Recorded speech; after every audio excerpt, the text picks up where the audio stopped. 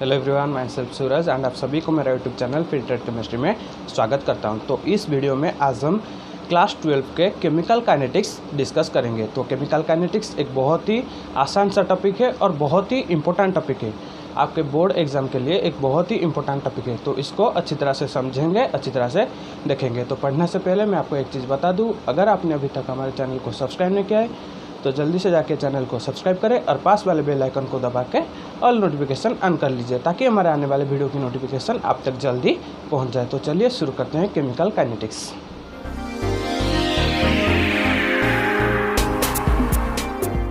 चलिए चलते हैं हमारे केमिकल काइनेटिक्स की ओर। तो पहले जान लेते हैं केमिकल काइनेटिक्स, इसका जो डेफिनेशन है पहले हम जान लेते हैं केमिकल काइनेटिक्स क्या है। केमिकल काइनेटिक्स क्या है? It is the branch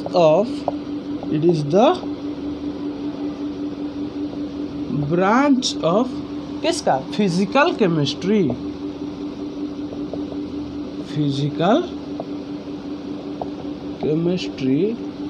which deals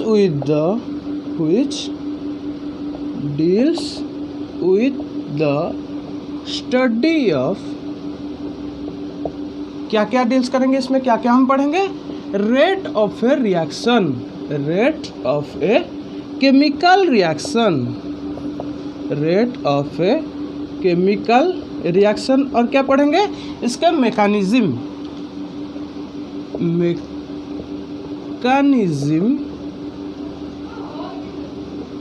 bye which the reaction takes place. mechanism by which the reaction takes place and the factors affecting rate of reaction को हमारे किस किस फैक्टर्स अफेक्ट करते हैं, किस किस के ऊपर ये डिपेंड करता है। And the factors affecting rate of a reaction, इसमें हम इन सारी चीज़ों को पढ़ेंगे। केमिकल काइनेटिक्स क्या कहता है? It is the branch of physical chemistry which deals with the study of rate of a chemical reaction and the mechanism by which the reaction takes place and the factors affecting rate of reaction is called chemical kinetics.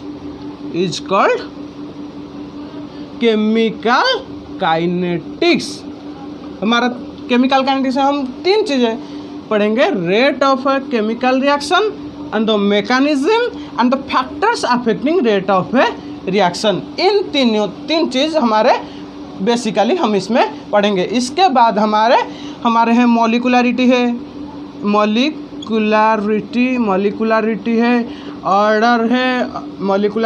Order है, rate law है। इन सारी चीज़ों को भी हम आगे धीरे धीरे इस चैप्टर में कवर करने वाले हैं। तो पहले आज हम चलते हैं rate of a chemical reaction की ओर। पहले हम चलते हैं rate of a chemical reaction. Rate of a chemical reaction.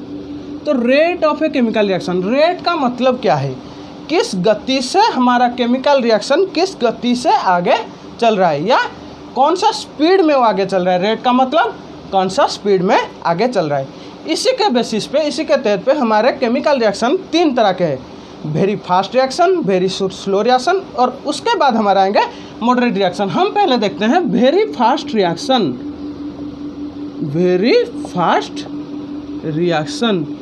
ये जो रिएक्शन है वेरी फास्ट रिएक्शन से, ये बहुत ही तेज़ होते हैं। हमारे वेरी फास्ट रिएक्शन जो होते हैं बहुत ही तेज रिएक्शन होते हैं। जैसे हमारे आयोनिक रिएक्शंस हो गए, या एसिड बेस न्यूट्रलाइजेशन रिएक्शन हो गए, एसिड बेस न्यूट्रलाइजेशन रिएक्शंस हो गए। ये हमारे क्या हैं? वेरी फास्ट रिएक्शन है। कुछ ही मिली सेकेंड्स के अंदर ये रिएक्शन कंप्लीट हो जाता है। तो इसके रेट को हम प्रैक्टिकली मेजर नहीं कर सकते, बहुत ही फास्ट होता है। इस रिएक्शन बहुत ही फास्ट क्विक होता है, इसीलिए हम इसका प्रैक्टिकली डिटरमाइन इसके रेट डिटरमाइन नहीं कर सकते। हम एक एग्जांपल लेते हैं एसिड बेस न्यूट्रलाइजेशन रिएक्शन के। एसिड पे हमारे हो गए HCl प्लस बेस हमारे हो गए NaOH, तो ये क्या देगा, NaCl हमारा सॉल्ट फॉर्मेशन हो गया प्लस वाटर। तो ये बहुत ही फास्ट रिएक्शन से इसके हमारे जो रेट है, rate cantt be determined. Very fast reactions के रेट कैंट बी डिटरमाइंड, इसके रेट हमारे डिटरमाइन नहीं हो सकते। ये बहुत ही फास्ट रिएक्शन से कुछ ही मिली सेकेंड्स के अंदर ये रिएक्शन कंप्लीट हो जाते हैं। एसिड बेस आयोनिक रिएक्शन हो गया NaCl। आयोनिक रिएक्शन का मैं एक एग्जांपल ले लेता हूँ, NaCl प्लस AgNO3, ये क्या हो जाएगा, Na प्लस Cl माइनस हमारे सॉल्यूशन के अंदर क्या है, Na plus Cl minus Ag plus NO3 minus. तो Ag प्लस Cl माइनस के साथ रिएक्शन करके AgCl प्रेसिपिटेट हो जाएगा, AgCl प्रेसिपिटेट हो जाएगा और हमारा रिएक्शन में क्या रह जाएगा, NaNO3। ये हो गया हमारा एक आयोनिक रिएक्शन। ये जो रिएक्शन है ये बहुत ही फास्ट है, रैपिडली कंप्लीट होते हैं, इंस्टेंटेनियसली कंप्लीट होते हैं, इसीलिए इनका rate can not be determine. इसके रेट को हम प्रैक्टिकली डिटरमाइन या मेजर नहीं कर सकते। उसके बाद हम चलते हैं हमारे वेरी स्लो रिएक्शन की ओर। हमारे सेकंड में क्या आएगा, वेरी स्लो रिएक्शन। हमारे जो वेरी स्लो रिएक्शन, नाम से ही पता चलता है बहुत ही स्लो चलते हैं। जैसे हमारा रस्टिंग ऑफ आयरन हो गया, आयरन का आपके घर में कुछ आयरन का चीज़ है, उसमें रस्ट लगेगा, क्विक लग जाएगा। आप सामान लाए और रस्टिंग हो गया, ऐसा नहीं हो सकता, ईयर्स लग जाते हैं, मैनी ईयर्स लग जाते हैं उसको रस्टिंग होने में। तो रस्टिंग ऑफ आयरन, आयरन का रस्टिंग होने में बहुत टाइम लगता है। ये बहुत ही स्लो रिएक्शन है, कंप्लीट होने के लिए कुछ साल लग जाते हैं। जैसे हमारा इसके बाद हमारा आएगा carbon reacts with oxygen at room temperature. Carbon oxygen के साथ रूम टेम्परेचर में 25 डिग्री सेल्सियस हमारे रूम टेम्परेचर में क्या करेगा, रिएक्ट करके कार्बन डाइऑक्साइड देगा। बहुत ही स्लो रिएक्शन है, आसानी से हमारे कार्बन हमारे ऑक्सीजन के साथ कंबाइन करके कार्बन डाइऑक्साइड नहीं देते, रूम टेम्परेचर में ये आसानी से नहीं होते। तो ये हो गए हमारे वेरी स्लो रिएक्शन। इसको भी हम प्रैक्टिकली मेजर नहीं कर सकते और मेजर करने का कोई फ़ायदा भी नहीं है, इतने सालों तक कौन इंतज़ार करेगा। इसलिए हमारी जो वेरी स्लो रिएक्शन है, प्रैक्टिकली इनका भी रेट क्या होता है, practically rate cantt be measured, rate can not be measured और डिटरमाइंड। प्रैक्टिकली ये भी रेट कैंट बी डिटरमाइंड, इसको भी रेट को भी हम आसानी से डिटेक्ट नहीं कर सकते। तो देखिए हमारे एक हो गया वेरी फास्ट रिएक्शन और दूसरा हो गया वेरी स्लो रिएक्शन। इन दोनों के केस में हम जो रेट है उसको आसानी से किस स्पीड में ये चल रहा है, ये एक हो गया वेरी फास्ट जो कि मिली सेकेंड से कुछ ही माइक्रो सेकेंड से मिली सेकेंड में कंप्लीट हो जाते हैं, उसको हम आसानी से मेजर नहीं कर सकते। या वेरी स्लो रिएक्शन जो मैनी ईयर्स लग जाते हैं कंप्लीट होने में, इसको भी हम, इसका भी रेट को भी हम आसानी से मेजर नहीं कर सकते। तो किसका मेजर कर सकते हैं, मॉडरेट रिएक्शन का। तो चलिए देखते हैं मॉडरेट रिएक्शन क्या है। हमारा रिएक्शन से मॉडरेट रिएक्शन, मॉडरेट रिएक्शन मतलब ये रिएक्शन ज़्यादा जल्दी से, ज़्यादा तेज़ी से नहीं होता या ज़्यादा कम स्पीड्स में, मतलब ज़्यादा स्लो नहीं होता क्या या ज़्यादा स्पीड नहीं होता। ये मॉडरेट रिएक्शन एक फाइनाइट गति में, एक फाइनाइट गति में, एक फाइनाइट रेट में ये चलते हैं, ज़्यादा स्पीड नहीं होते या ज़्यादा स्लो नहीं होते। इसका एक एग्जाम्पल हमारा है acid hydrolysis of Easter, acid hydrolysis of Easter. Acid hydrolysis of Easter हमारा क्या करेगा, एसिड हाइड्रोलिसिस, हम ईस्टर को देखेंगे। हम एक ईस्टर ले लिया CH3 COO C2H5।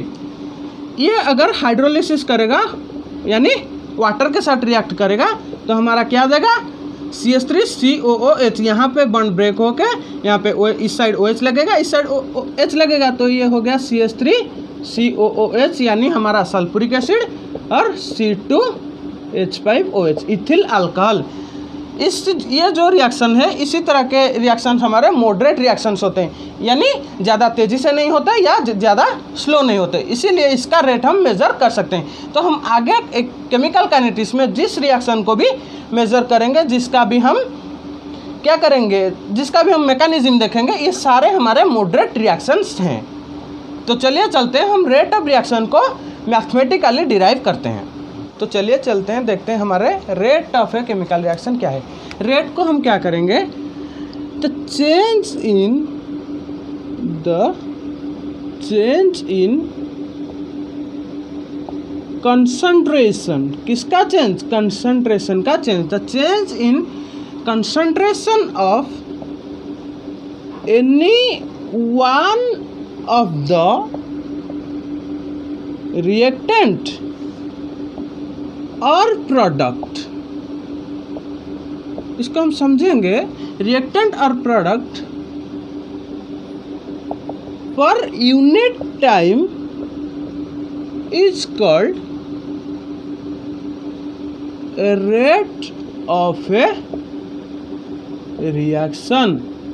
तो हमारा रेट ऑफ रिएक्शन क्या हो गया, the change in concentration of any one of the reactant और प्रोडक्ट। आप अगर रिएक्टेंट को लेंगे तो चलेगा या प्रोडक्ट को लेंगे तो चलेगा, वन लेंगे, एक ही लेंगे, रिएक्टेंट और प्रोडक्ट पर यूनिट टाइम के इंटरवल में अगर आपके इसके कंसेंट्रेशन को क्या कहेंगे, द कल rate of a reaction. The change in, कितना चेंज हुआ है, कंसेंट्रेशन का कितना चेंज हुआ है, एक यूनिट टाइम के अंदर कंसेंट्रेशन का कितना चेंज हुआ है। अगर रिएक्टेंट है तो कितना था, अभी कितना है, अगर प्रोडक्ट है तो कितना था, अभी कितना है। इसको हम बोलते हैं rate of a chemical reaction. तो हमारा रेट क्या हो गया, रेट हमारा रेट ऑफ ए रिएक्शन, हमारा रेट क्या हो, पता चल गया, rate of a reaction. Rate of a reaction क्या हो गया, change in concentration upon time, change in concentration upon time, concentration upon time. देखिए अगर एक रिएक्शन प्रोसीड कर रहा है, मैं अगर टाइम इंटरवल t1 लेता हूँ, उसके t1 के अंदर रिएक्टेंट या प्रोडक्ट, अब जिसको भी ले सकते हैं, उसका कंसेंट्रेशन x1 था।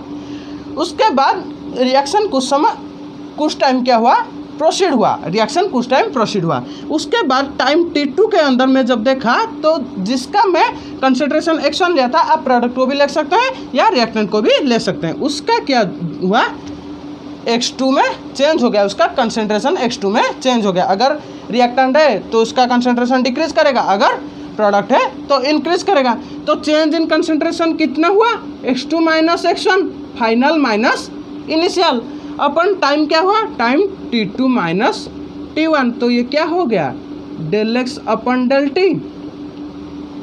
इसको हम बोलते हैं रेट ऑफ रिएक्शन, ROR।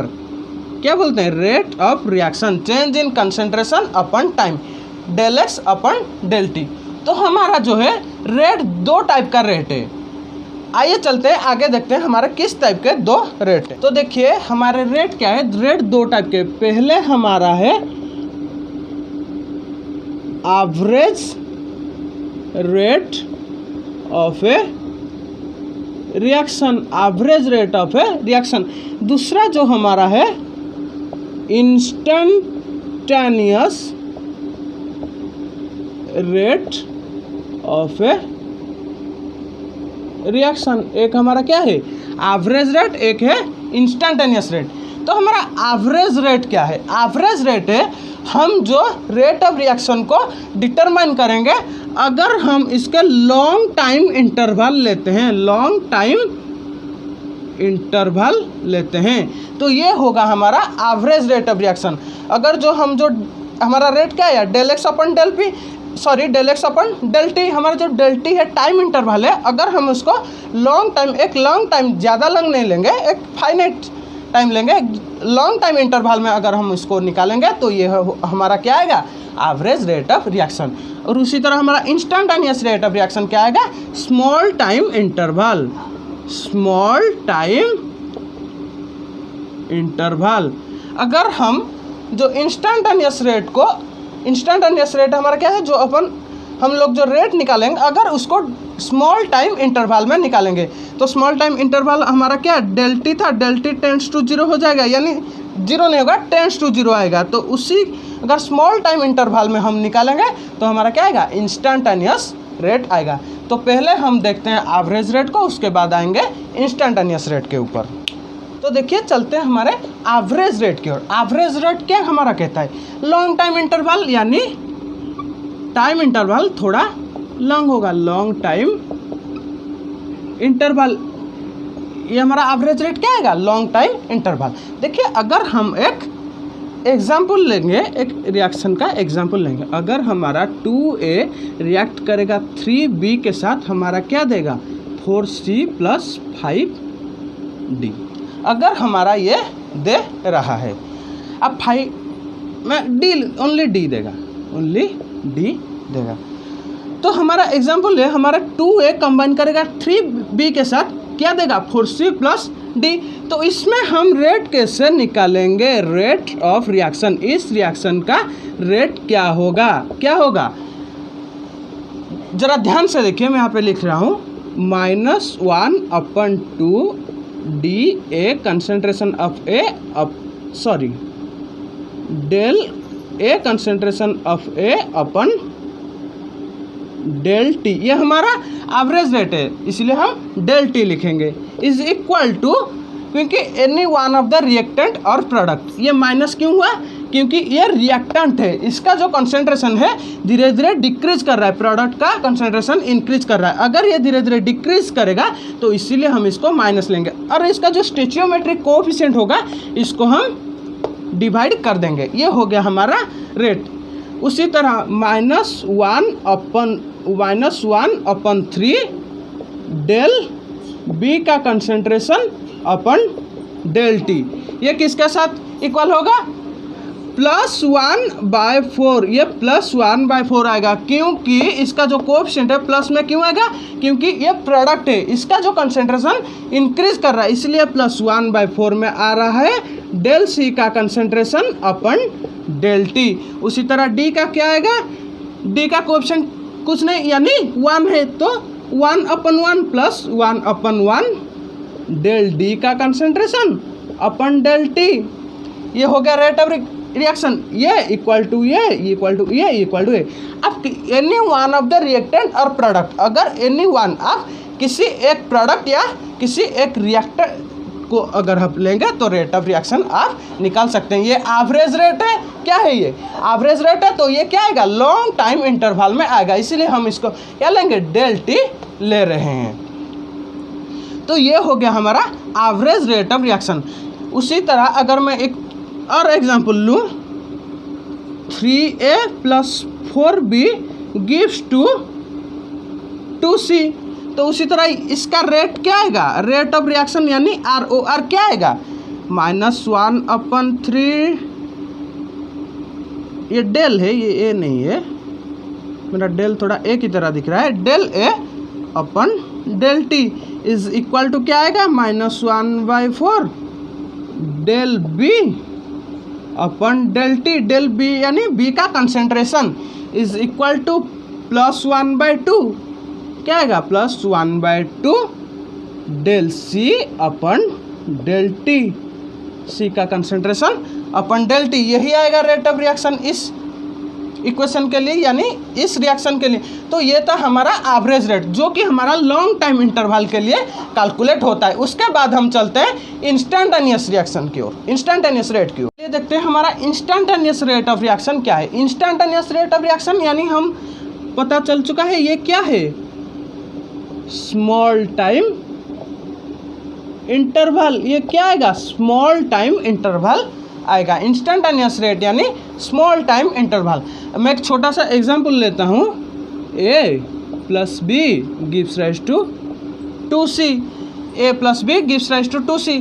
हमारा रेट ऑफ रिएक्शन यानी ROR इसके केस में क्या आएगा, -1/1, इसका कोएफिशिएंट क्या है 1, -1/1 del A का concentration upon del T is equal to -1/1 यानी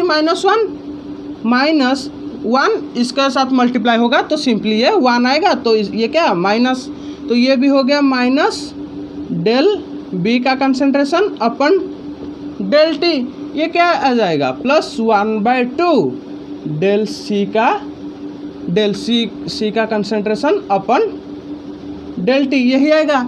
तो देखिए हमारे ये क्या है, इंस्टेंटेनियस रेट है, तो इसका स्मॉल टाइम इंटरवल लेते हैं। तो हमारा ये जो पूरा आएगा, ये जो पूरा रेट आएगा, इसको हम क्या लेंगे, डेल टी टेंड्स टू 0 लेंगे। इसका केस में क्या लेंगे, डेल टी टेंड्स टू 0 लेंगे। तो ये हमारा हो जाएगा माइनस डी ए का कंसंट्रेशन अपन डी टी। अगर हम स्मॉल टाइम इंटरवल लेंगे तो हमारा डेल क्या हो जाएगा, डी हो जाएगा। इसको हम इसी तरह डिनोट करते हैं, डी ए का कंसंट्रेशन अपन डी टी।